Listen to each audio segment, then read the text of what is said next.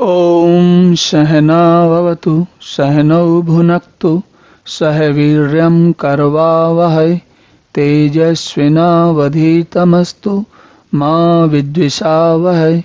ओम शांति शांति शांति। हरि ओम। तो आगे अब भगवान कहते हैं मम एव अंशः जीवलोके जीवभूता सनातन मनः षष्ठानि इंद्रियाणि प्रकृतस्थानि कर्षति। तो भगवान कहते हैं कि इस देह में जीवलोके, इस देह में यह सनातन जीवात्मा जो जीवभूता है मेरा ही अंश है और इन प्रकृति में स्थित मन और पांचों इंद्रियों को आकर्षित करता है, का आकर्षण करता है, उनको आकर्षित करता है अपनी तरफ। कैसे? तो देखिए इसको थोड़ा सा समझते हैं। इस देह में हम हमारे सारे जीवन में हमारे जो यंत्र हैं, जो जीवन में जीवन को समझने के, जीवन से कार्य व्यवहार करने के जो यंत्र हैं वो क्या है? मन और पांचों इंद्रियां। और इन सभी का वास्तविक स्वभाव या जो कहते हैं ना कि सामान्य स्थिति है वह क्या है? वह जैसे आप इस प्रकार से देखिए कि आंखें हों और आंखों को एक कुछ ऐसा दृश्य दिखे जो कि बहुत ही विप्लव वाला है, बहुत ही गड़बड़ है, और कुछ ऐसा दृश्य दिखे जो बहुत सुंदर है। तो इन दोनों स्थितियों को, दृश्य सुंदर हो या असुंदर हो, ध्वनि मधुर हो या कर्कश हो, या इसी प्रकार महक इत्यादि के लिए भी और मन के लिए भी, तो इन सभी का आधार जो है, और इसके अतिरिक्त मन इंद्रियों के अतिरिक्त जो अहंकार भी है, इन सब का आधार क्या है? परमात्मा है। अब हमने यहां पर ये बात क्यों कही?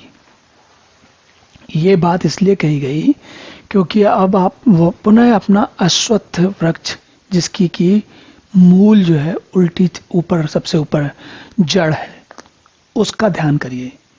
तो उसमें जितने भी, जैसे वृक्ष में होता है, उन सारे जितने भी फूल पत्तियां लगी होती हैं, अगर जड़ नहीं हो तो फूल पत्तियां कहाँ कभी टिकेंगी? कभी नहीं टिकती।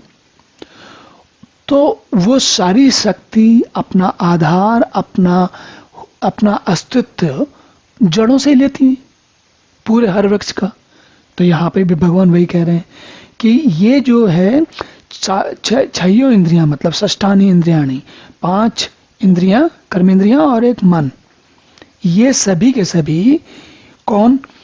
इस जीवलोक में, अन्य लोगों की बात नहीं हो रही, इस जीवलोक में। जीवलोक से अर्थ क्या है? इस मनुष्य के शरीर में। लोक शब्द से भी हम कभी कभी कंफ्यूज होते हैं। लोक शब्द जो है उसका अलग अलग जगह अलग अलग प्रयोग होता है। जब बात जीव लोक की होती है तो जीव, जैसे मैं और आप, हमारे अंदर जो हमारा जीव है, जीव कौन है? जो जीवित व्यक्ति है और जो आसपास के, देखिए कह रहे हैं ना जीव भूत, तो जीव जो जीवित रहने वाला प्राणी है, उसके साथ जो भी चीजें चलती हैं, क्या चलती हैं? 5 इंद्रियां चलती हैं, कर्मेंद्रियां चलती हैं, मन, बुद्धि, अहंकार इत्यादि सब चलते हैं। तो इन सभी में भगवान कह रहे हैं कि वो सब मेरा ही अंश है।